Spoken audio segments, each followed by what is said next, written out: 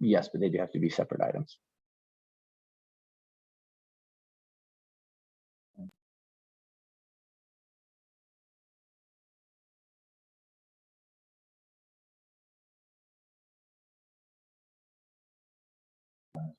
So one is hearing, one is a adoption of the study, and one is the resolution for the study. So there are three separate items.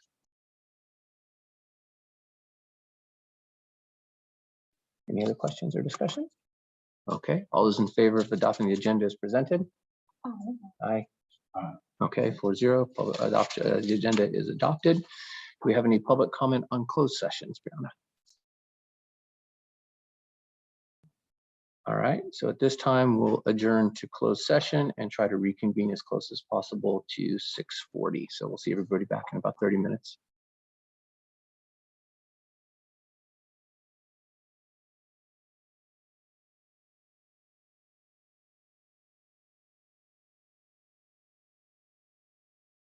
Presented or amended.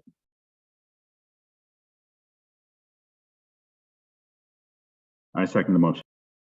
Okay, discussion? So there's just two items that need to be amended. And that's the vote count for the approval of the February 15th minutes to represent that all trustees were present and we all voted in favor. And then I'm not sure if it needs to be included in the minutes or not, but the December 2021 policy revisions were approved as presented or amended, but we did not indicate which amendments were made in the meeting minutes. And so for the record, that was option 2 for AR 4217.3 and AP 5148.2, and that for BP 6170.1, we chose students turning 5 between September 2nd and June 30th. Okay, any other discussion? Okay, all those in favor of approving the minutes as amended, all those in favor? Aye. Aye. Okay, minutes approved 4-0 as amended. Are there any comments for the audience to address the Board of Trustees?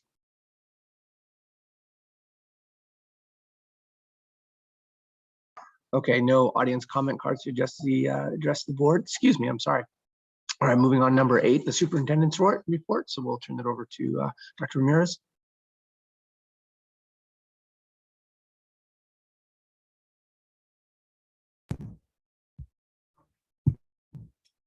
Okay, good evening, board, public. I'm going to go ahead and begin with my superintendent's report. So before you have a few items to share. Obviously, we have, just trying to get this situated correctly.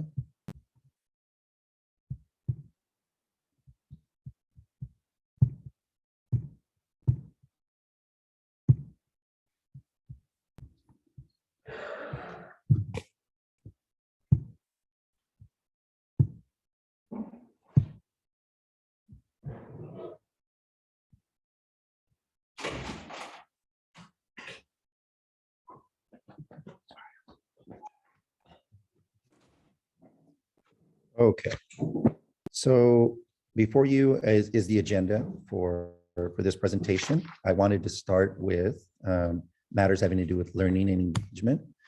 And with that said, there's some fun pictures there of the Mesa Challenge. It was a great community event, is the best way that I can put it. Tons of fun for everybody, including myself. And you can see that in terms of how I'm wearing it there. But more than anything else, it was really an opportunity to come together. And I know we haven't had as many of those opportunities this year, but we're trending in the right direction. So the Mesa Challenge, just for the public, our PFO puts that out there as an annual fundraiser. Obviously, last year we were not able to move forward with that event, but we were able to move forward with it here in March prior to our break. And they approached me about having if they met their goal, which they did, They set a goal of $25,000 and they exceeded that quite a bit, moving up to over 33,000, which is a phenomenal accomplishment on their part and of course on the communities. And they basically approached me with the idea that if the goal was met, if I would be open to being a part of the color run this way. And my only caveat, and I think we all agreed very quickly to it, is that we just needed to have all the kids participate, which they did. So, and I mean that in terms of throwing paint on me. So it was a phenomenal event. Thank you, Mrs. Romero, for being there and for being a volunteer, participant, and all those things. Mrs. Dryden, same thing to you. You were there, you know, for quite a bit of it and got to experience that. And I just thought it was just a phenomenal way for us to come together and do so for a very worthy cause. So I was very excited, and there's tons of video out there in the Twitter sphere and in Instagram that just documents appropriately the moment. So congratulations to PFO on meeting their goal. Congratulations on all of us on having a great opportunity to come together and celebrate. Moving forward, I wanted to just talk very high level about the work that we've been doing. We have been talking for months now about a framework for the future. Now, what does that mean? We're going to get into some of those details, but process-wise, we started last year. It was a call out to all the community, all our parents and families, to put together a design team. So we did, and we were very fortunate that it involved parents, just strictly parents of different age groups, individual parents who were not only parents but staff here, of both on the certificated and the classified side, and some community members as well. Some of our folks came together, and basically what we talked about is, what aspirations do we have for the future? The good news is that they match very neatly and very nicely with board priorities. A desire to continue to raise our academic achievement, a desire to continue to focus on kids and learners, and build from our ability to come together as a community. So with that said, in a moment, I'll be talking about the learner profile and the 4 pillars. And think of this way. The learner profile is our destination, what we would like to see, and what we are planning to see from our learners as they leave us in 8th grade. What skills, what competencies, aptitudes they will demonstrate and be able to show. The learning model is how we get there. It's the vehicle. It's how we internally and in partnership with our families, parents, and community make sense of how learning should look in order to be more learner focused and learner centered. So you see them there, kind of a high level. And one thing that developed in our last piece of this is success indicators. To all of this, we have to set goals for ourselves and find ways to measure. So I think this is going to be something that's going to bring together information and data that we've always tracked and always kept on top of, but also invite us to think more robustly and more in a more forward-leaning way about what are the things that we want to measure that we haven't measured quite yet. So with that said, here's the learner profile. The board has seen this before and received this information previously. Creative problem solvers, global citizens, confident learners, effective communicators, critical thinkers, and skilled collaborators. Those are the high-level competencies, and you see there the descriptor behind each one, that when we talk about a MESA student leaving us in 8th grade into the future, these are the aptitudes, mindsets, skills that they will be able to demonstrate and take with them so that they can move forward wherever they may go. How do we get there? By focusing on these components of learning: personalizing learning, making learning authentic, focusing on competencies that we're trying to develop and not just discrete skills, but really showcasing the abilities that students already have, and also giving them information about those that they still need to develop. And lastly, something that's very important to this community, which is being inclusive of everybody and being equity-minded, knowing that not every student, not every family has the same starting point or comes to school or comes to Mesa as a community in the same way. So it's very exciting to be at this stage. It's in some ways, it's the end of the beginning or the beginning of the, I don't know quite how to frame that. Ms. Dryden is looking at me funny, and it's okay. But I'm excited that we're closing this particular part of this process by hopefully next month in May, being able to bring to the board and to the broader community something more robust to share. But also, it's really exciting because it's an opportunity to take all those things that make Mesa unique and really why families want to continue to be with us, but also build toward a future that, as the last couple of years have shown, will continue to be very dynamic and will be very different, and always thinking about how do we equip our learners, our kids, our children with what they will need for the rest of their lives. So I'm very excited about this. I'm excited to be at this place, and I'm so thankful to our design team who dedicated their time, Mrs. Dryden included, who lent their time, had difficult conversations, all very positive, but sometimes challenging, at least in terms of our thinking, breaking apart assumptions and really imagining a Mesa of the future that builds on the values and traditions of the past. So I think I'm just very excited, I guess is the best way to and very enthusiastic that this will give us, put wind in our sails about how we will move forward. And a lot more will come of it, but for the time being, I wanted to, bring this to the board and showcase it at this stage to the community. And we'll have a lot more work to do on this end, but very excited, I guess is the best way of just framing it, that we're at this place.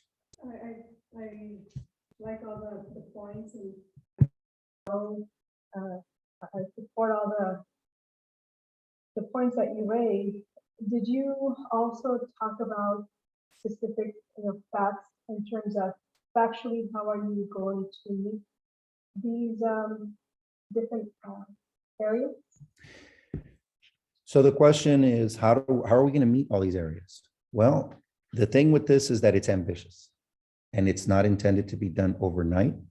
That was very much at the center of every single conversation we had. And we didn't want to be restrained by constraints, especially some that we sometimes put up for ourselves that may not really be constraints. We wanted to think very, very boldly. Everybody there, to a person, and I will represent here to the board, knew that this would be a long-term proposition and that we would start to prioritize. And in fact, we already have. One of the things that we've already worked on this year with our staff through it all are elements of personalization. How do we try to manage learning in a way that's more personal to kids so that they see themselves not as just a one-size-fits-all model? Now, it's a very difficult transition to make, and I don't want to overrepresent this. Our teachers have done incredible work, and they've done so historically. But we see those glimmers of what that could look like. And the openness of our staff has been incredible.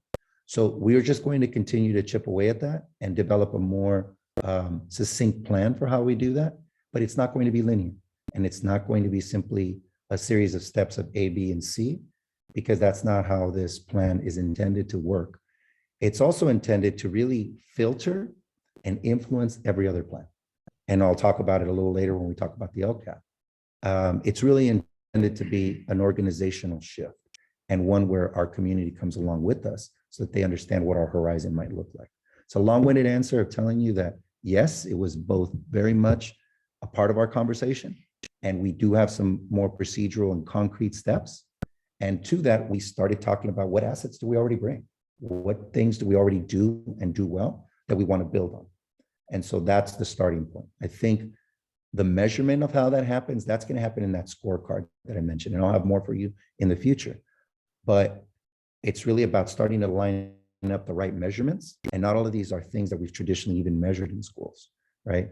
For example, how do we measure the authenticity of a learning task? Everybody will have a difference of opinion on that, but it's going to be very important for us to struggle with that conversation as a staff and with our community. Any other comments before I move forward or questions? Okay. One expression of this, of course, is assessments. Now, this is a standardized assessment, and last year, and in fact, for the last 3 years, 2020, well, 3 years ago, dating back to 2019, Mesa Union has not had a standardized testing experience. We will this time around, and we will in this form. So we've already started the process of having our conversations. Of preparations been ongoing since the start of the year, since last year. So this is logistically what this looks like with the different components of our standardized testing here before you. There's a computer adaptive component. There's what's called the performance task for English language arts. There's the California Science Test. There's an adaptive test for math, as well as a performance test for math, for performance task for math. So those are the big components of this assessment. And we have them delineated there beginning on May 17th to space them out, but also to get most of the school year in to bolster learning. Now, all of the assessed grade learning will still continue, but all the grades that are not assessed by state testing will certainly continue and support those grades that are, and those are grades 3 through 8. I wanted to transition here because it links up to the conversation we were having previously. And this is learning engagement. So in my writing to the board over the last several weeks, we have talked about, or I have expressed how much we have focused on early learning and early literacy, in particular early literacy, but it's really early learning overall. So our goal is to align everything we do, is to make sure that students can simultaneously be pushed along if they are far along in a particular concept or skill, and at the same time receive support in real time when they aren't. And more importantly, we want to make sure that that's what's happening in the classroom matches and aligns fully with all the support that students have outside of that classroom. So this is a graphic that is just intended to serve as a starting point for us, and it really heads down the path of that personalization. What we're seeing is that we want to make sure that we're providing these supports with our youngest learners, TK, K1 in particular. Why? Because it's where we can make the greatest impact and where we can ensure that gaps don't widen into the future. So dating all the way back to last year, we talked about having a very robust and comprehensive way of supporting early literacy and filling some of those gaps that some of our youngest learners had.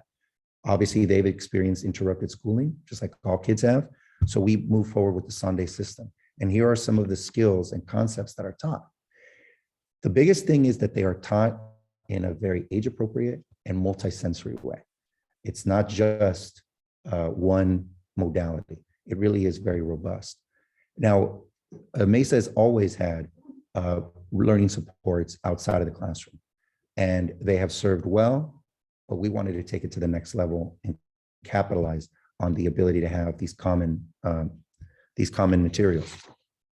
So over the last 2 months, really, we have talked extensively, and it's probably more than time allows, with our kindergarten team first, to make sure that the support and the monitoring that students get outside of the classroom matches fully with what's going on in the classroom. And that all the while we are differentiating and making differences for students that may have already mastered a skill, so that they're not repeating the same skill, and instead extending and moving forward with their learning. So all that to say, I'll talk more about this in the LCAP presentation, but I didn't want to waste an opportunity to let the board and the public know that there's a lot of effort and intentionality that has gone into the work of early learning. And with so much focus for us moving in that direction, there's much more to talk about in in the LCAP presentation. Now, speaking of learning supports, last time around, the board was interested in last meeting in talking about how paper was working. Paper is 24/7 tutorial and academic support. We have here some data sets for you. And this is for the year. You see down there in the bottom slide, 893 learning activities combined. That's engagement, right? 397 sessions, 496 essays reviewed. That is a compilation of essays that have been reviewed more than once, essays that have been reviewed, in installments, and it may not even be essays. It may be shorter pieces of work that students have submitted.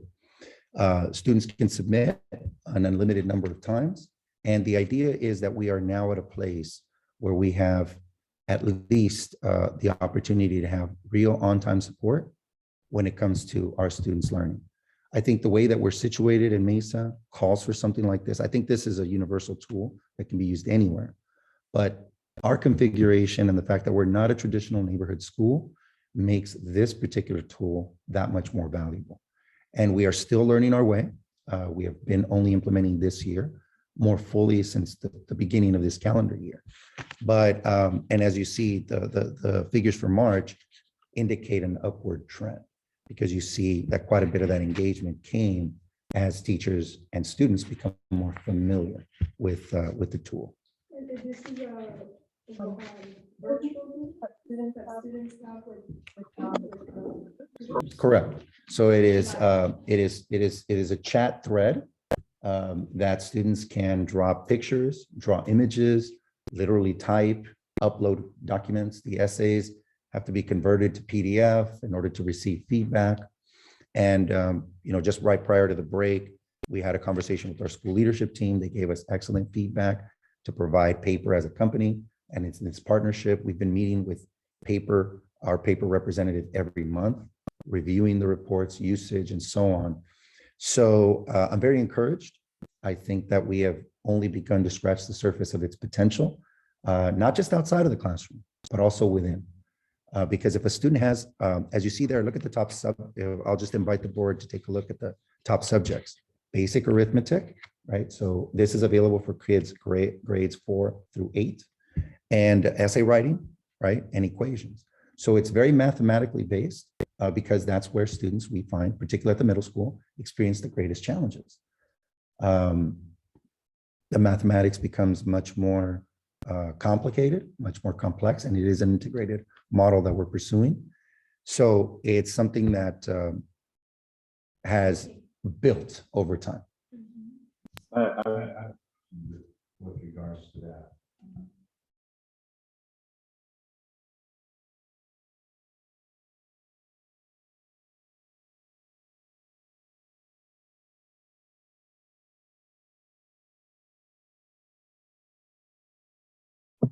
Okay. The 87 sessions, how many students does that represent? This chart doesn't break it down that way. It's multiple grades, but the 87 sessions is just standalone sessions, and I don't have that data in front of me. All right, that's one of the things I'm interested in knowing is, like, if we have 3, 4, or 5 students doing 87 sessions and it's open up to 160 students, I'm grateful that those students are using it. And that's its purpose, but how are we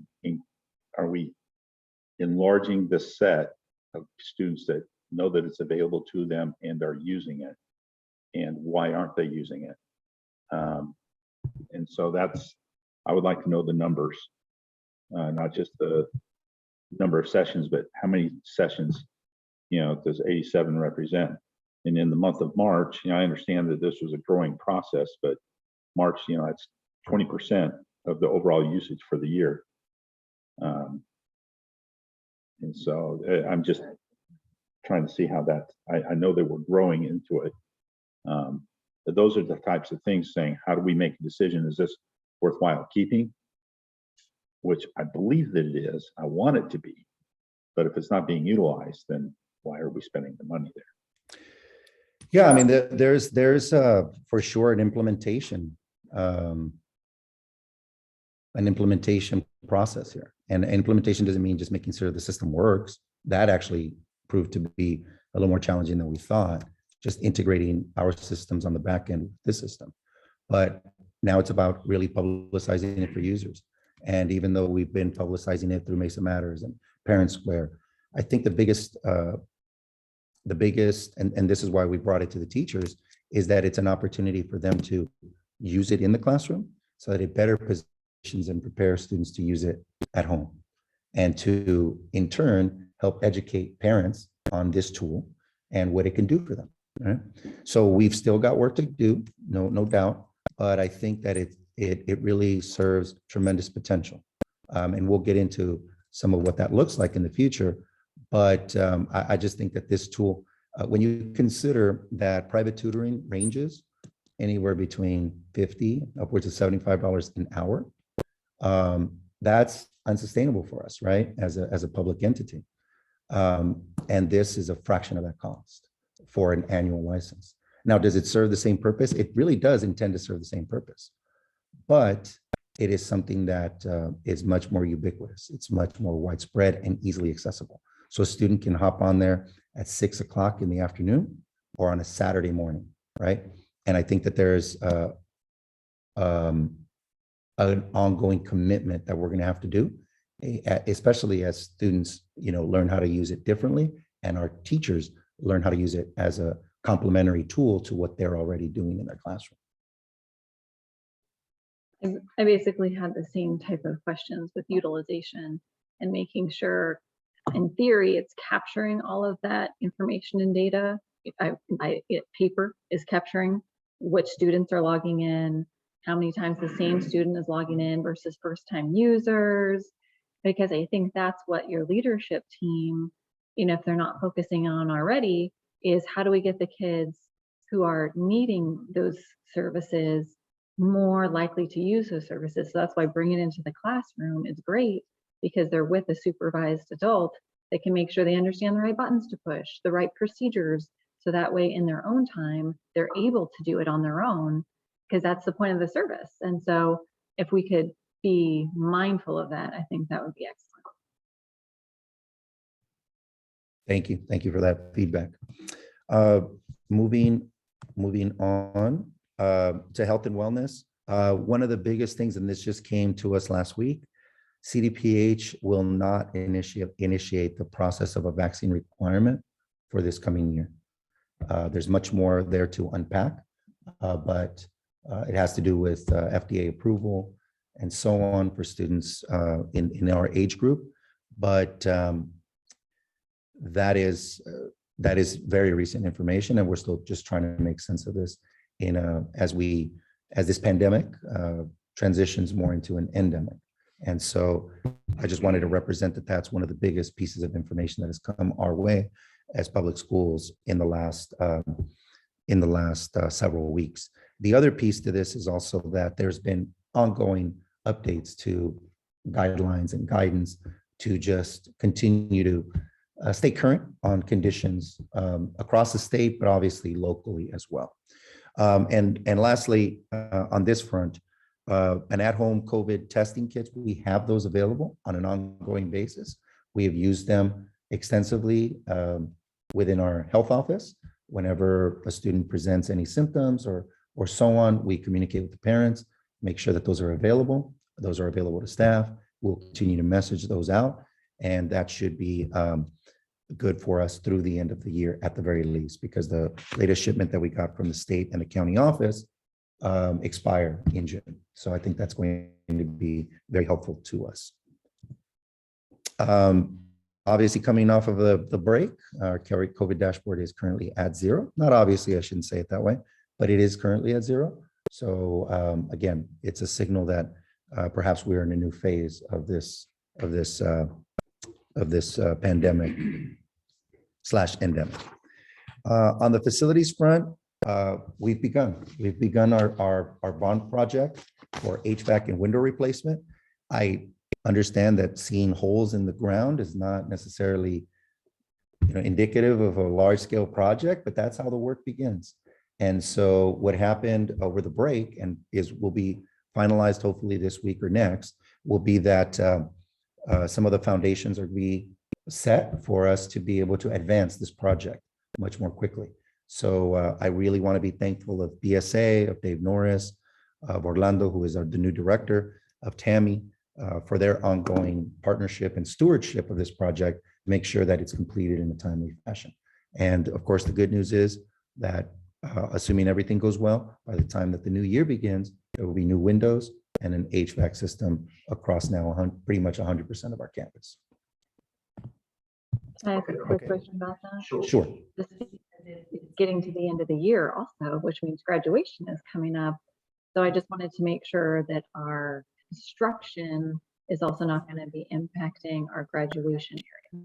No, it won't. That's a great question. No, I notified the staff, and this was all exterior work that was very strategically done this way, and some work here in the NPR building. And it was intended to just be for a short duration. So most of what you see here will be shored up long in advance of promotion. Okay, attendance. We continue to do well in attendance. Obviously, we want those figures to continue to stay toward the upper 90s, ideally. We continue to exercise independent study and so on very judiciously. So here are the attendance figures for this year, for the month of March. And as far as upcoming events, we've got some very nice celebrations coming up. We have open house coming up the next Wednesday, next week. We have our quarterly awards assemblies next week as well. MEF is going to be hosting their 10th annual golf tournament on Monday, May 2nd. We're going to have the CASP assessments I was indicated, and we're looking at a carnival at the latter part of May on a Friday afternoon. Should be good. And June 2nd, we're going to be moving ahead with our spring music concert. So there will be many opportunities to come together, celebrate students, celebrate community, and do so in a very productive way as we close out the year. With that said, I'm concluding my superintendent's report. Thank you, Dr. Ramirez. Any other questions from the board? Any members of questions or concerns? Okay, all right. So moving along here, for board members' reports and communications, have we received any correspondence to the board? No? Okay. Do we have any reports from any board members, reports or communications? No? All right. And item C, any board members' interests or concerns they want to express at the meeting? I was just going to remind everybody that Friday is Earth Day. So reduce, reuse, recycle, and respect our planet. All right, thank you. Anyone else? Okay. All right, so moving on to the consent agenda. Can I get a motion to approve the consent agenda? I move that we approve the consent agenda. Can I have a second? Okay. Any discussion regarding the consent agenda?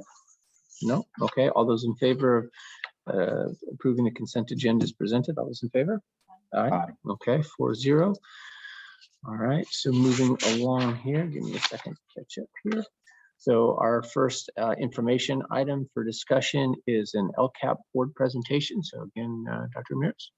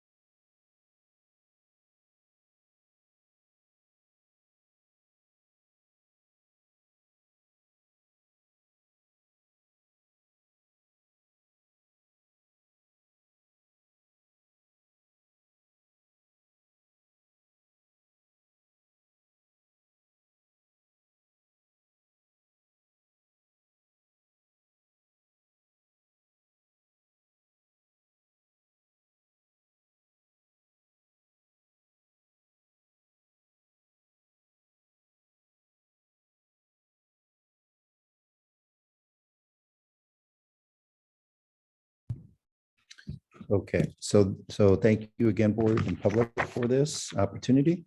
The board received a mid-year report for the LCAP. This was back in February. And as we talk through this, there's some data sets here that I'm just going to go very, very high level on.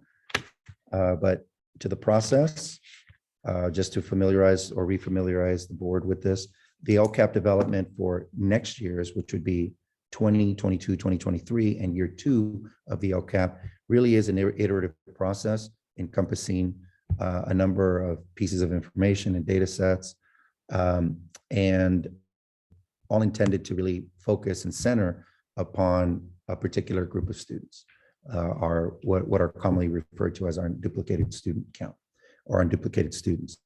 And with that said, here's where they are. This is our unduplicated pupil count or unduplicated pupils, students. We are a supplemental district. We don't reach the threshold of the concentration grant, but our unduplicated students are English learners or emerging multilingual students, are low income, those that qualify for free and reduced meal program, and our homeless and foster youth. So while we can view this as a plan for the entire school district, it's really intended to serve those audiences. So the piece that I wanted to just highlight now is that we are in the needs assessment phase. We've been in that needs assessment phase, which is determining what it is that where are the gaps, where are our strengths, where are things that we want to continue to move forward with. And just for our background and information, here's the LCAP goals to ensure high academic achievement through rigorous student-centered learning. Those were laid out last year. Maintain a collaborative culture of meaningful partnerships in support of that learning. Create a welcoming and safe learning environment, responsive to social development and connectedness, and to foster a culture of professional growth and learning centered on student needs. So again, multiple points of data. And here are some of some of the data points that we're looking at. On the left side is quantitative. So those that bring with them numbers or percentages, and then those are the right are qualitative. So I mentioned, I'll start with the qualitative. I mentioned before this framework for the future design team. This design team, it wasn't just about developing a plan. It was really about understanding the culture of Mesa, the strengths, some of the areas of growth, where the shifts have happened, and of course, factoring in what we've experienced around schooling the last 2 to 3 years. So tremendous amount of information, feedback came by way of that process. We are actively putting together an LCAP parent advisory committee, and we've got a small but mighty group currently situated and set to start that work. And then, of course, internally, our staff, of course, at large, but specifically our leadership team has certainly served to provide a lot of input anecdotally and in a very formalized way around this. We also started, and Ms. Kuklinski has led, a student focus group, and all for the cost of a few pizzas. So it became a very good two-way conversation. And she and I have been talking about their input. They started by unpacking, they started very, very lightly and started to just make sense of the Youth Truth Survey from last year. And just tremendous amount of information. I'll have more for you in the future, coupled with a new Youth Truth Survey for this year. On the left side, you have some more traditional measurements, local assessments, standardized assessments, and surveys. Surveys are very, very important. So we'll talk about the LCAP survey here. And next month, I'll bring the Youth Truth Survey to your attention and as a report. So as a background, here's our profile. This is a little dated at this point, but still relevant in terms of the general composition of our students. I want to breeze past because most of this has been static or basically frozen now for the last several years. But obviously with the renewal of CASP, it will not be moving forward. So I want to just take a really high level because we can dig into this information all night. But right now, I just want to say, here's, the high level view. Here's what we sent out an LCAP. We received a good number of responses, would have wished for more. I think in the future, we're definitely going to disentangle the LCAP survey from the Youth Choose survey. So that was definitely a lesson learned. And survey fatigue is real. So the fortunate thing is that there's a great deal of overlap with our Youth Truth survey. And I think that one, because it encompasses staff, families, and is much more robust, I think it's a good complementary. This information is complementary to that one. Here is how families, ranked our academic experiences. And these were very simple questions. Most of these are in the affirmative, but not all of them. And I think we have to take a hard look. On the whole, people feel mostly in agreement and mostly satisfied with the academic program or with the instruction that they're receiving.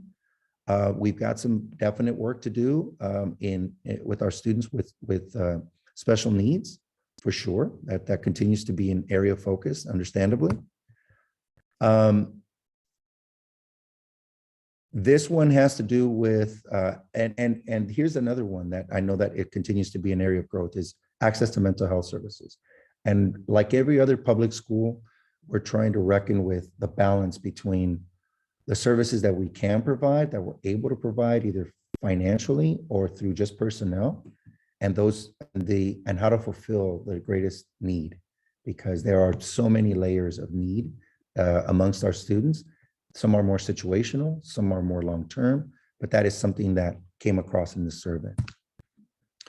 As far as career readiness, this is an indication of what types of skills and competencies, to go back to that, our families or our community are indicating that they are developing as being a part of the Mesa community. And so on the whole, again, very positive for the most part, but some areas for sure to take into consideration. And, to me, obviously, any bar that is less than affirmative is something to look at. So we're going to continue to just delve into this information and make our modifications. Here you see confidence, empowerment, and being a global citizen. So again, very affirmative, but still areas of very affirming, but also areas of growth. Where I think our greatest strength lies, and it's not a surprise, I think it's true to everyone, is that there is a real attention to the individual. And that came across in some of the questions and the responses that our families and our families provided us with, the feeling of wanting to succeed. That's a very important indicator for us, because it affirms that our staff and our community has interest in students' growth and development, setting high expectations, and having a well-rounded education all came across very, very strongly. And that question about care, both for the student as a learner and by the student for their own learning, came across very strongly in this result. But again, still many areas of continued investigation and growth.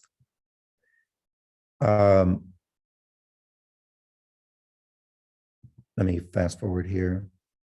Again, here, this was specifically about our employees and our staff, myself included.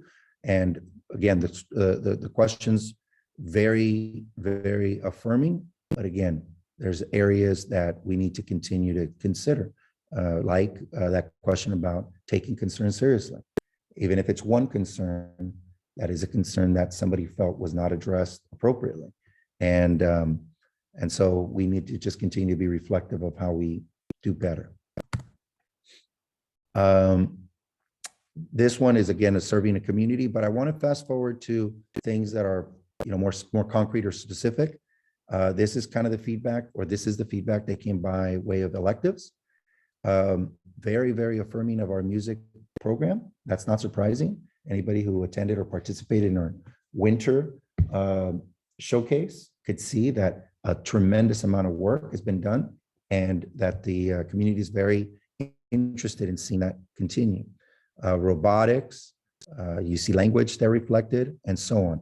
So as with any single point of information, we want to be thoughtful and not take too much or read too much into it, but use it as a piece of information. Now, this one was interesting because I think it starts to tilt toward how we engage our families and how we best communicate with them. Here of the respondents, there was no preference about in-person or virtually, but quite a few indicated a preference for virtual meetings or virtual engagement, which I think is something we need to continue to think about.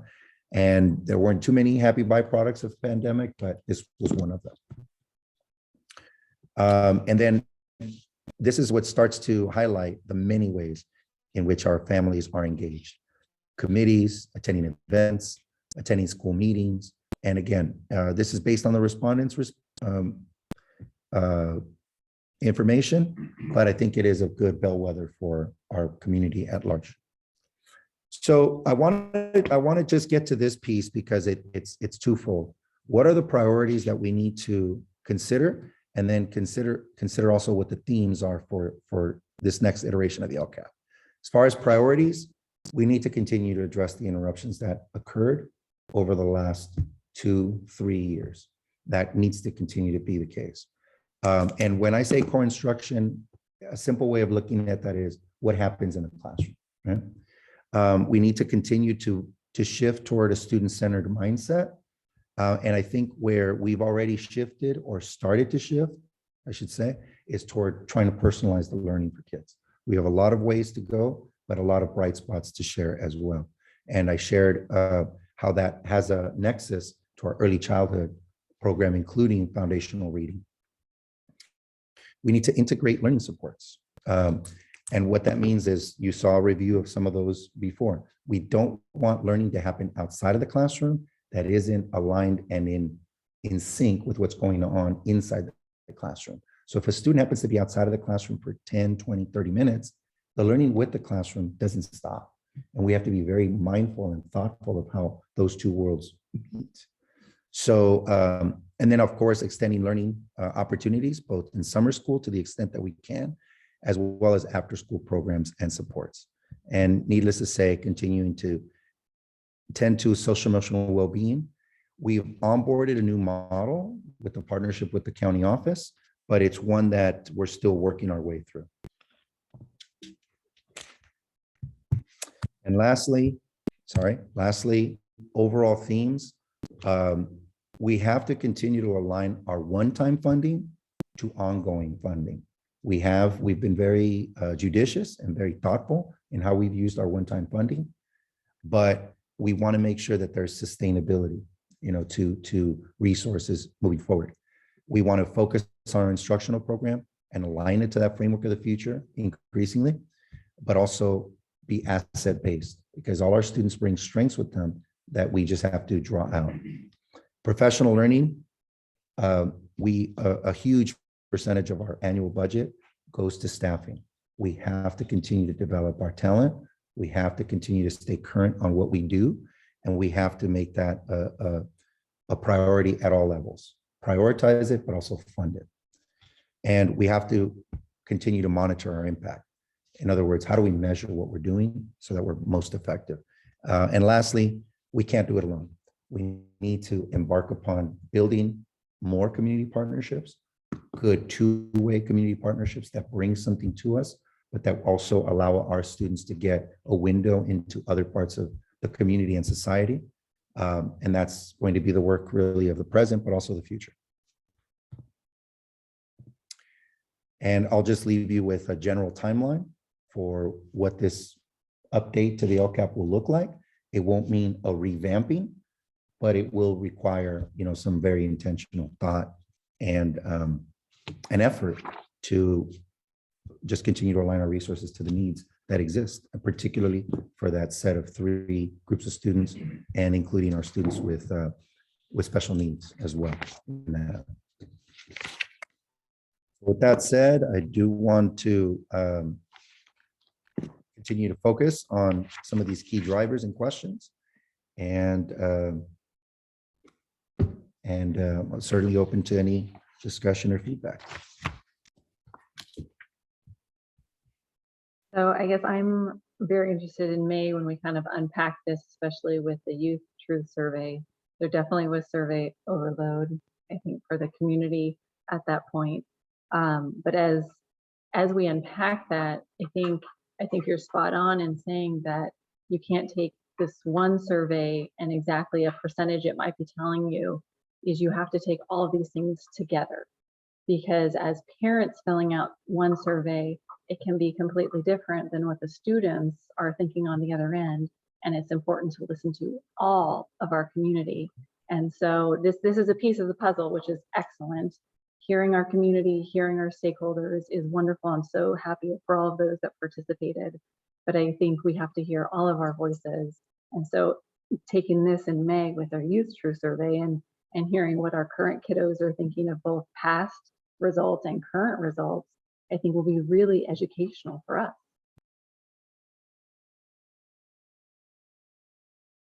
Those are the ones that responded to the right? And usually, historically, about how many have responded? Difficult to tell you historically because I don't have that data at my fingertips. About 30% of your respondents or your target audience is about reasonable for you to draw some reliable conclusions. So yes, we'd love to have 100%. Don't get me wrong, but so long as there's a pretty even response rate, I think it starts to give you a picture of where the trends might lie. The other thing I'll tell you is that, or I'll say to the board, is that our response rate for Youth Truth was significantly more than it was for the LCAP survey. I think it's because it's longer. It's lengthier. I think it's longer to respond. If I remember correctly, it took me about 20 minutes to respond to it. And the other one, the youth survey, was maybe half that time.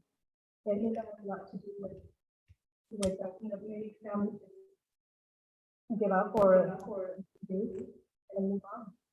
Yeah, I mean, I think the timing of the survey matters. And I think, we retooled it a little bit. We made a few modifications to the questions. We're trying not to be redundant, but there are some things that we'll continue to tinker with as far as a survey of this kind. So yeah, the response rate is less than what I would hope. But I think it's still strong just to give us a snapshot view of where most families might land and might be.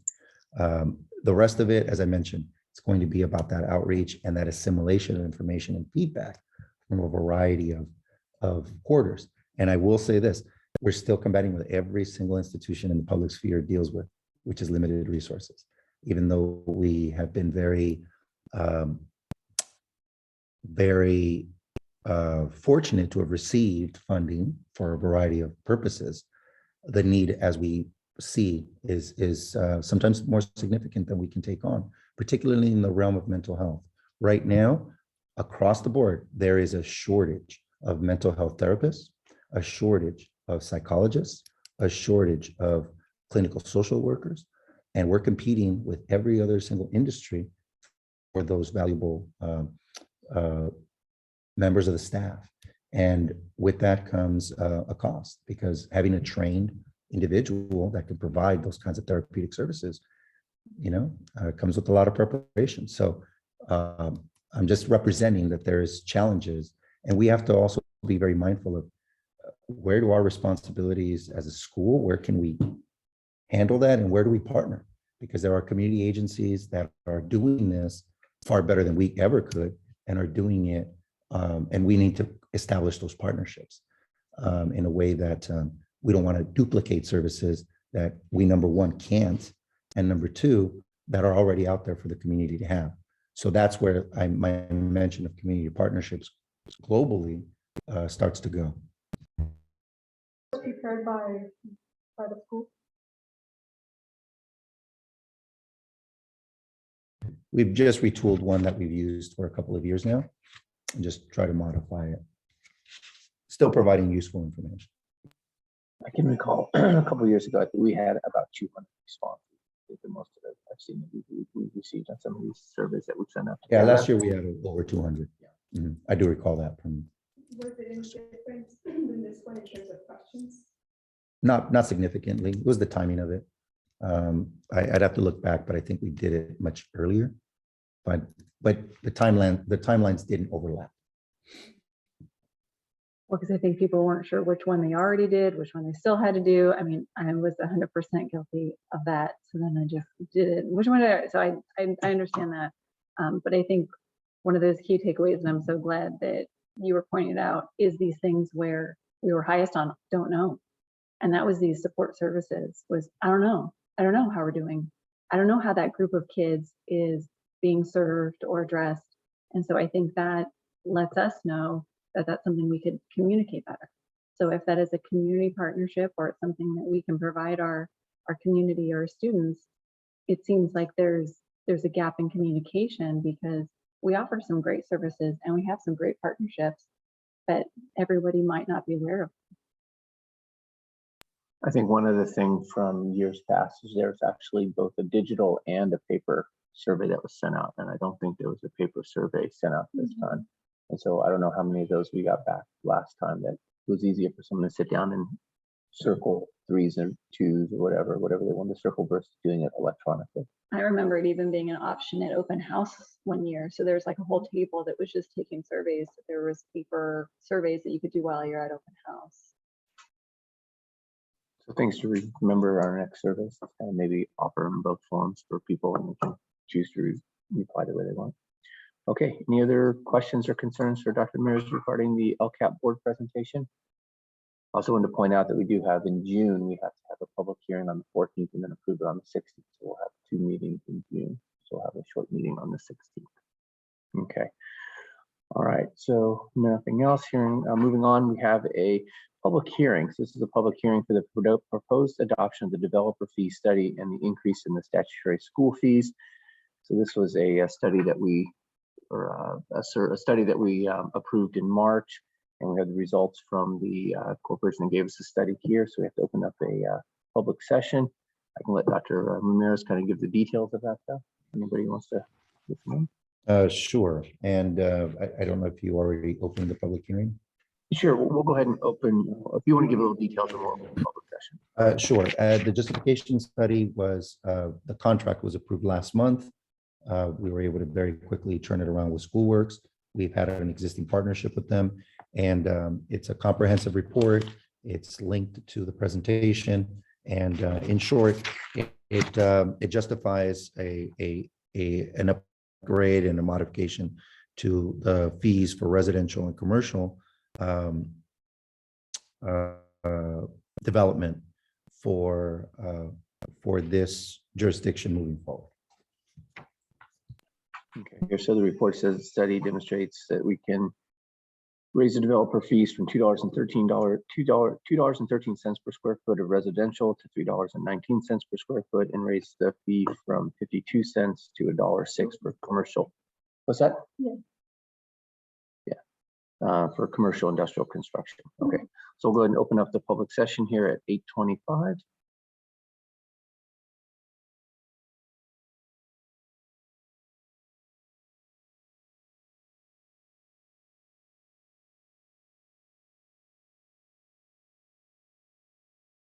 And no comments, but we'll give it a minute here. All right.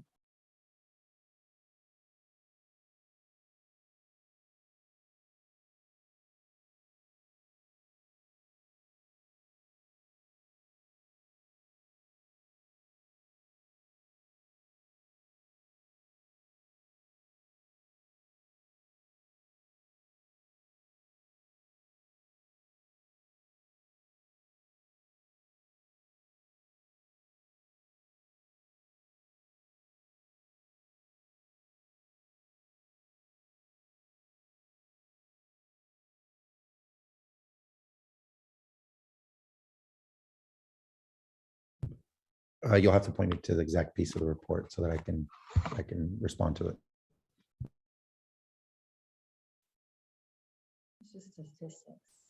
Yeah, right. No, these are just Estimates, right? Yeah, right. Estimates, but Yeah, most of these are projections based on just historical trends. Right. Mhm.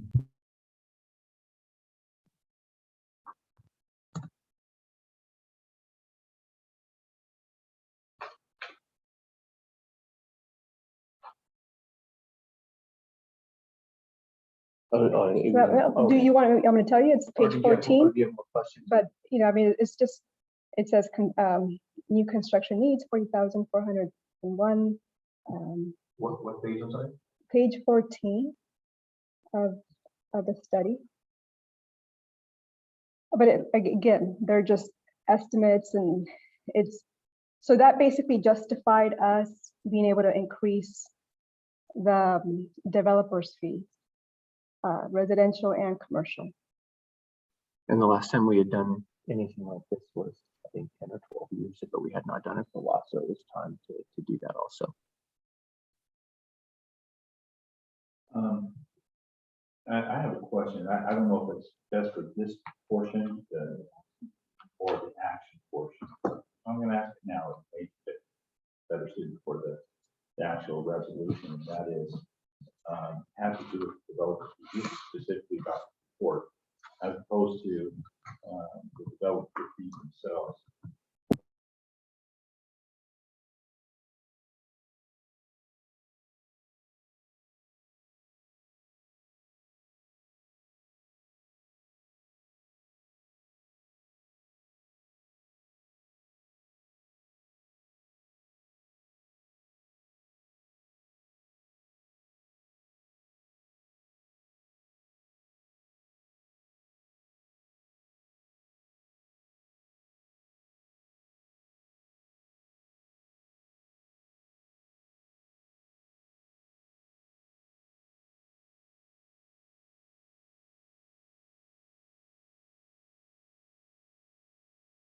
Yes, there is, and I don't know the percentage. I think Two-thirds. it's 66. Is it 66%? Yeah, it's 66% is the ratio of the percentage that comes to the district versus the 33%, 33.3 that goes to Oxnard Union, because we share an attendance area, right?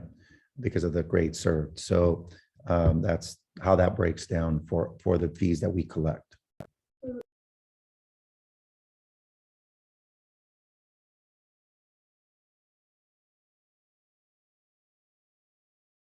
No, this is for our district developer district fees. Theirs, since they encompass a bigger geographic area, they would do their own justification study.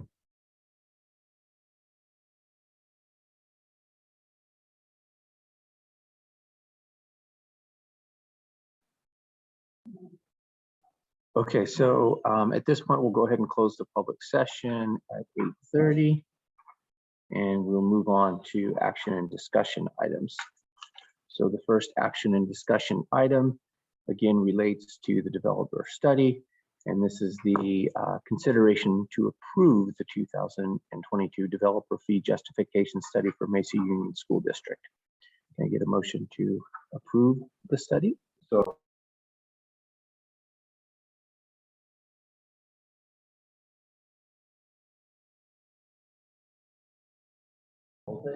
I was in a different screen, so it didn't do that.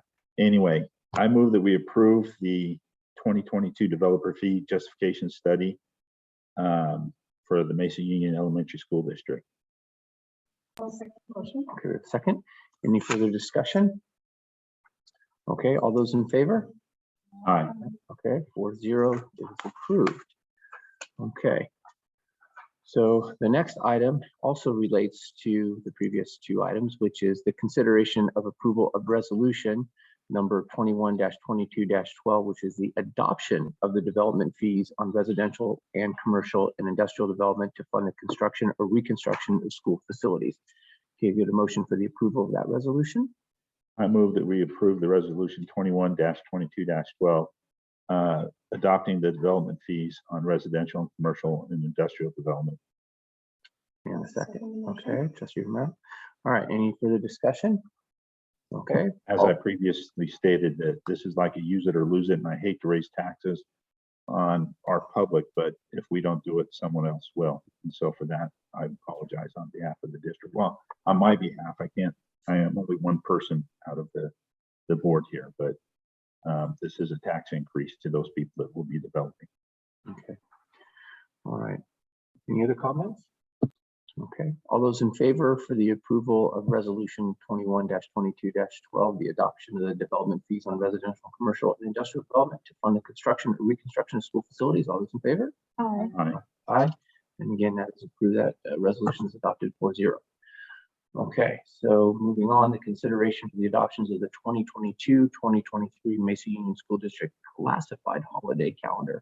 Can I get a motion for the approval of the adoption of the holiday calendar for the classified staff? I move to approve the 2022-2023 Mesa Union School District classified staff holiday calendar. I'll second that motion. Second by Trustee Sullivan. Any discussions or questions? Okay, all those in favor for the adoption of the 2022-2023 Mesa Union School District classified holiday calendar, all those in favor? Okay, 4-0. All right. So next item is the consideration of approval of the declaration of need for fully qualified educator for the 2022-2023 school year. We get a motion to approve. I so move. Okay, can I get a second? I'll second. Okay. So any discussion regarding the declaration of need for fully qualified educator for the 2022-2023 school year? I was just gonna mention how I feel that this is, something that's consistent from year to year, where we're just leaving the option for these positions, but it's something that's very standard process. There's nothing different that we're requesting unless I'm mistaken. That is how I understand it, Dr. Mills. Correct. This is kind of a standard formality. Okay. All right. Any further discussion or questions?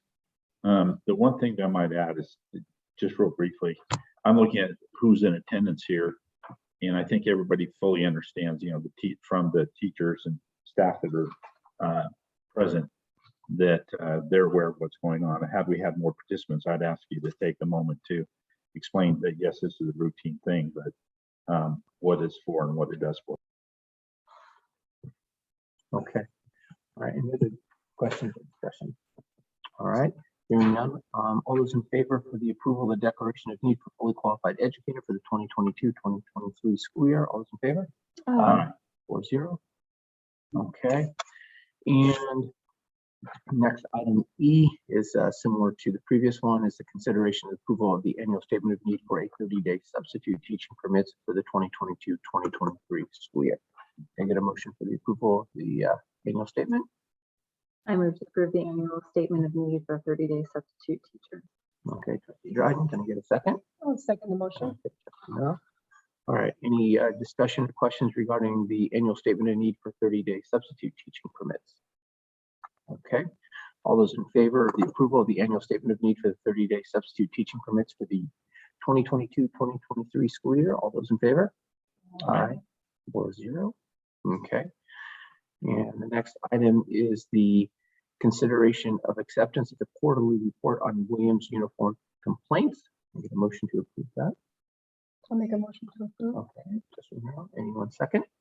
I'll second. Okay, Trustee Dryden, any questions or discussion? Just that there was no complaint. Exactly. Okay, so all those in favor of accepting the quarterly report on Williams uniform complaints, all those in favor? Aye. 4-0. Okay. So the next item is the consideration of approval of resolution 21-22-13, the California Preschool Transitional Kindergarten and Full Day Kindergarten Facility Grant Program application.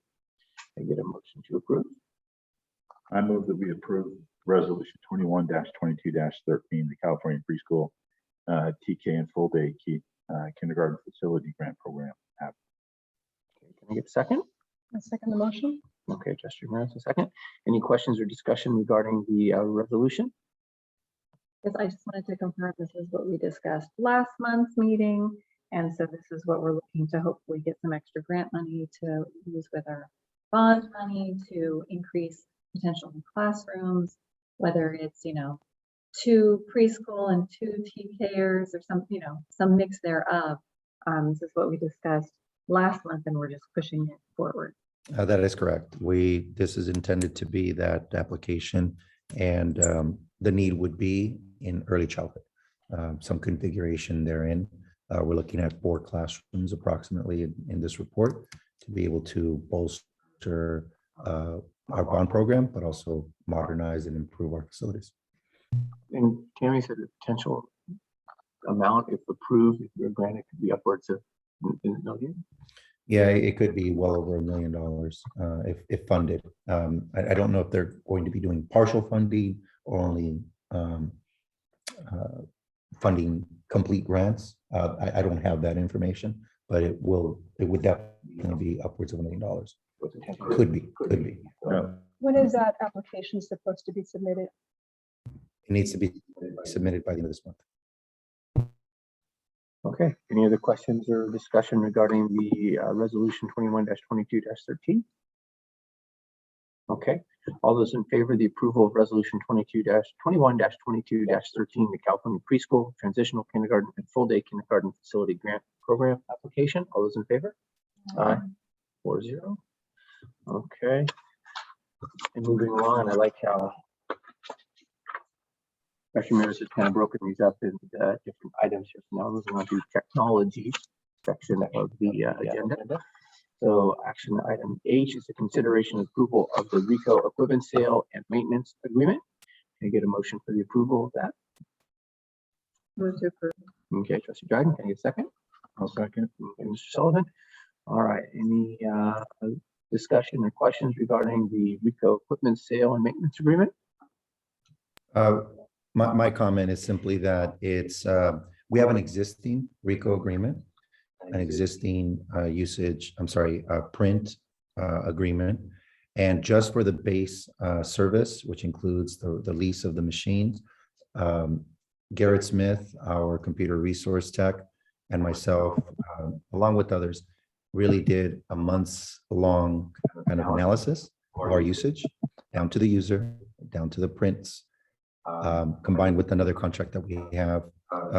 My point is that there was a long analysis of usage, and I feel that this is a very fair way of moving forward that allows us to operate within the usage that we currently have, and operate on a bit of a cost savings as well. So we'll be receiving upgraded machines a little bit ahead of schedule. It'll really turn out to be a 36-month contract as opposed to, closer to 56-month contract as opposed to a 60-month contract. So in any event, I feel like it's appropriate, and I think it'll be beneficial and right sizing given the usage that we've demonstrated through the year. My only discussion, which I think will make trustee Dryden happy, is that we try to minimize some of our paper use and try to, although we're getting a better contract on this, we look for ways to try to conserve our natural resources. We'll find a way to go paperless one of these days, Mrs. Dryden. I'm actually not a fan. So I think you have to do certain learning things with your hands. So you can't just do everything on the computer. I was just going to put a comment out there that, we're only going to have 3 big printer systems. So, I assume it's going to be office, district office, teacher lounge, or are we preparing the staff for those reductions? Yes. So let me share this with you. Every classroom here has a local printer, and one that's equipped with the ability to make a good number of copies. We looked at that usage as well. That's a contract. That's a separate contract than this one. And we feel like the combination of the two will be very useful. Well, it would be very appropriate.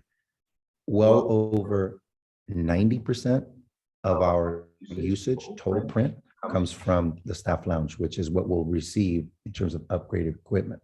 So I think that this is going to be very reasonable, and we'll shore up a little bit of the gap that exists over on the middle school side of things. They still have limitations. I remember when I was helping out a lot more a couple years ago, the teachers would have a limitation in terms of how many copies they can print. Do they still have that? We still have a count that we maintain. Since I've been here, I've lifted the caps and still been well within our budget. It's always a balance of how we weigh the need to be very conservative with our resources and very thoughtful around how we use our financial resources in particular, and also not putting an unintended burden on our staff to have to think creatively in ways that create inefficiencies of a different sort. So yes, there are every user has a code, every user has a profile, every user, and we'll continue to work on that. So yes, there are limitations so that, any volunteer, for example, parent volunteer, wouldn't be able to use the machines without having a code. But that's all information that we have, and we're continuing to have internal conversations with our staff around that.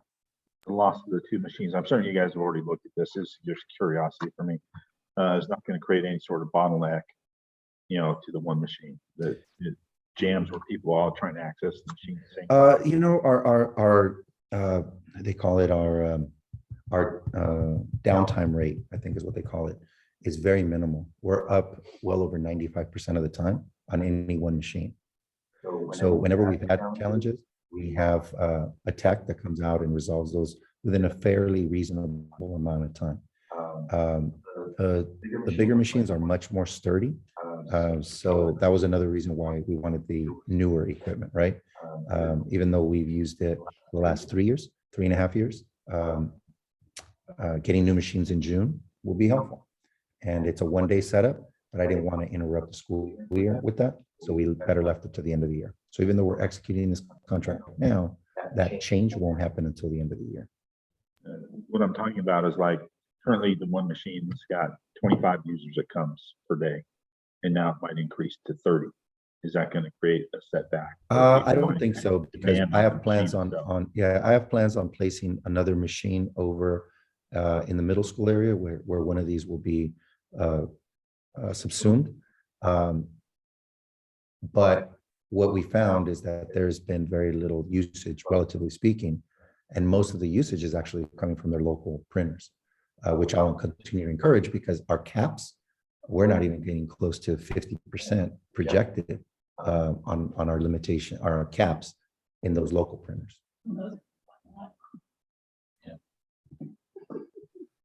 All right, any other questions or discussion regarding the copy RICO equipment sale and maintenance agreement? Okay, thank you. All right, all those in favor of the approval of the RICO equipment sale and maintenance agreement? Okay, that carries 4-0. Okay, so the next item under technology is the consideration of approval of the California Multiple Award Schedule, the CMAS, for MJP computers. Can I get a motion to approve the multiple award schedule for MJP computers? I so move. Mr. Sullivan, second. I'll second the motion. Okay, Mr. Romero. Any discussion or questions regarding the award to MJP computers? This is also, so the board and the public is aware, this is a formal step in order to allow us to be able to issue payment. We've already, because our vendor was MJP, and they will be, we need to issue them payment. But the devices are already here. They're actually not on site. They're actually being housed at the County Office of Education, a partnership that we enact, that the board approved last month. So this just allows us to be able to be the middle agent between ourselves and MJP. So it's very procedural in that sense. And that was a federal grant. Was it a one-time we had to use within? It's one time, and for the specific use of purchase of these devices, which we've already secured and that the board approved in March. Okay, so they're gonna come from a different special grant there. Okay, any other questions or discussion regarding the award schedule for the MJP computers? Okay, all those in favor of the approval of the California Multiple Award Schedule for MJP computers, all those in favor? Aye, okay, 4-0, that's approved. Okay, and moving on, now we're at the Educational and Student Services section. Item J is the consideration and approval of the following field trip request. Item A is the 7th grade field trip request to UCSB Reef at the Marine Science Institute. B is the 7th and 8th grade field trip request to Cal Poly San Luis Obispo campus. And item C is the kindergarten field trip request to the Santa Barbara Zoo. All those in favor of, or can I get a motion to approve? I move that we approve the following field trips for the 7th grade field trip to the UCSB Reef Marine Science Institute, the 7th and 8th grade field trip to Cal Poly State San Luis Obispo, and the kindergarten field trip to Santa Barbara Zoo. Can I get a second? I'll second the motion. Okay, trustee Monroe. Any questions or discussion regarding the above mentioned field trips? I had a question because it said that UCSB field trip was being paid for by a grant and that the kindergarten field trip was PFO. I was wondering about the funding for Cal Poly. We are receiving a modest grant from Cal Poly, but we are using general fund. And I'll just share with you my thinking on this. This is one of those expenditures that I feel is very warranted, given the fact that it exposes students to not just a college environment, but also exposes them to a career pathway. Their focus is on engineering. And I can make the same kind of basic arguments for all three of these. And in particular, I'm very excited about that REEF opportunity. In my time in Santa Barbara, we had a formalized partnership with the district there, and it's a phenomenal experience, facility department.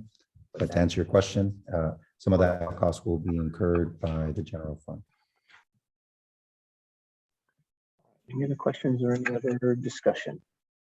Yes, my other question was that these are 7th graders, 8th graders, but it's not all of those. So how did these kids sign up? You know, how does that process work if it's not actually a full grade? My communication has been with Mrs. Jar, who, as I understand it, was communicating with that grade level or those grade levels. We wanted to come up with a reasonable number, and it's also a Saturday trip, so not everybody can make it out there. It's a pretty lengthy trip, and I think it's an important one.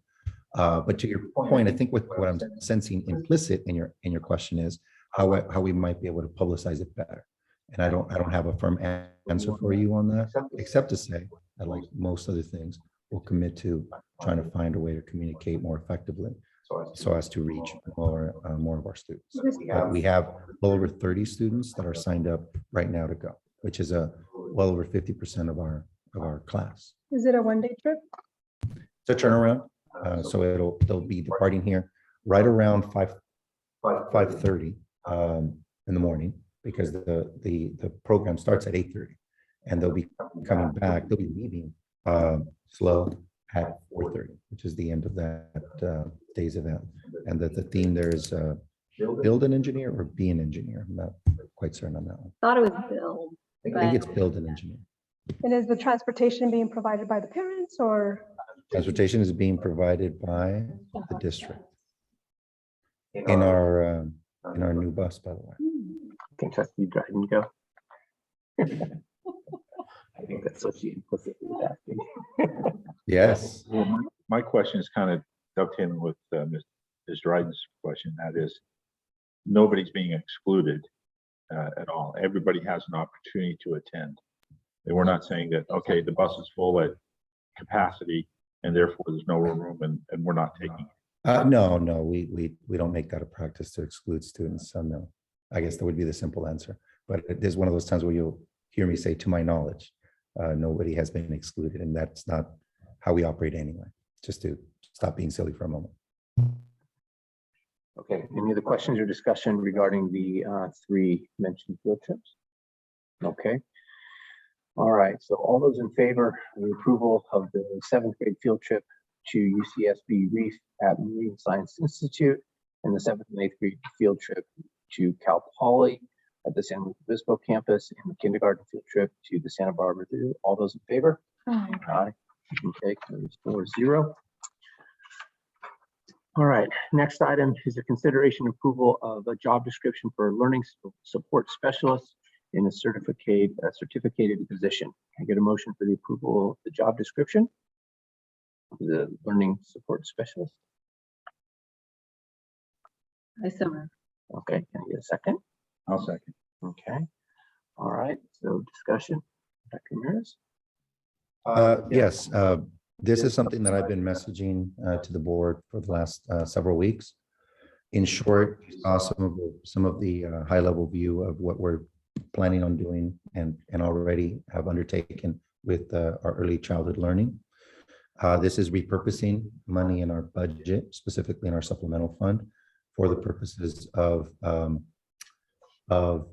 elevating a position that a budget space that already exists, and also utilizing, integrating the use of the Expanded Learning Opportunities Program grant, that it will be ongoing. So there'll be a little bit of a shift there in how certain things are funded. But I guess to make a long story short, there will be funding available through into next year for this position. And I feel like it's a combination of a position that provides the service delivery to students, but also the important program support that is needed to be able to maintain across classrooms and grade levels. And we're going to prioritize and start slow, but my interest is in flying this position immediately so that we can fill it with the most qualified candidate. Okay, and you say here the TK through the second grade level.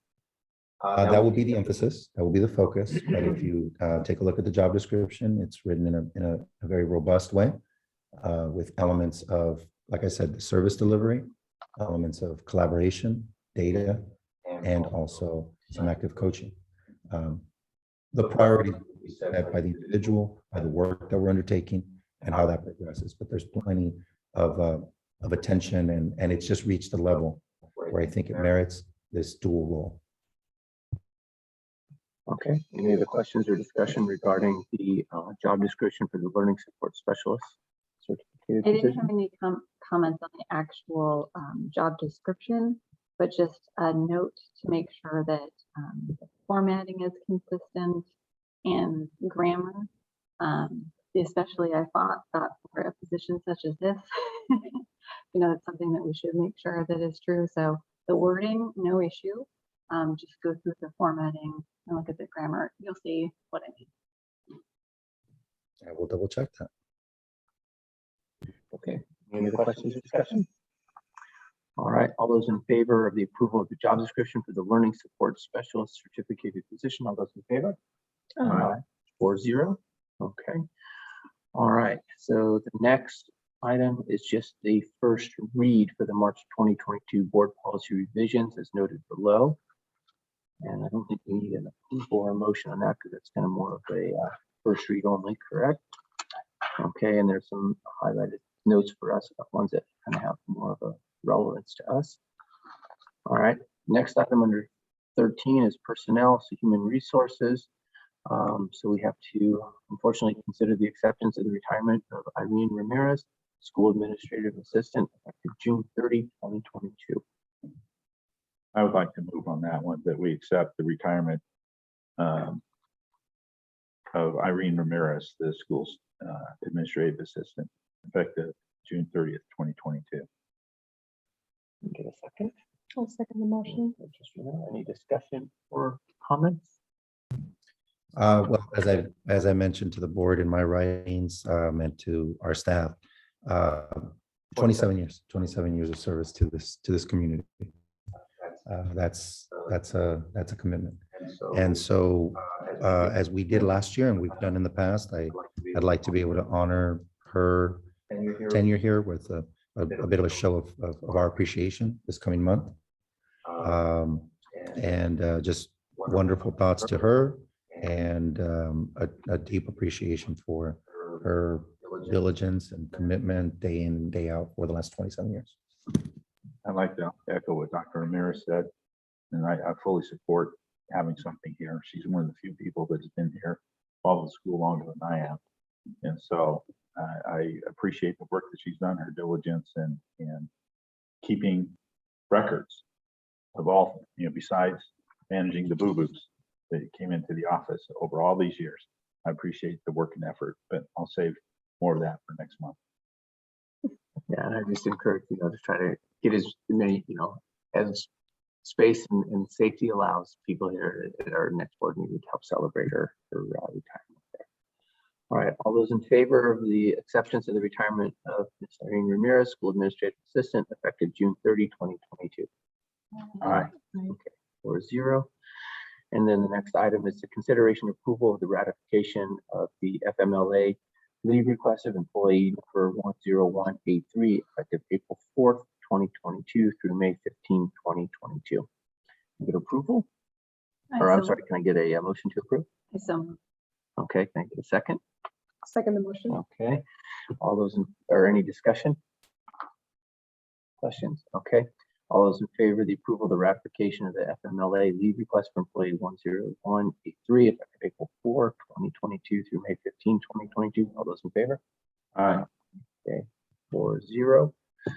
Okay, so last couple items here for future consideration is the LCAP plan update.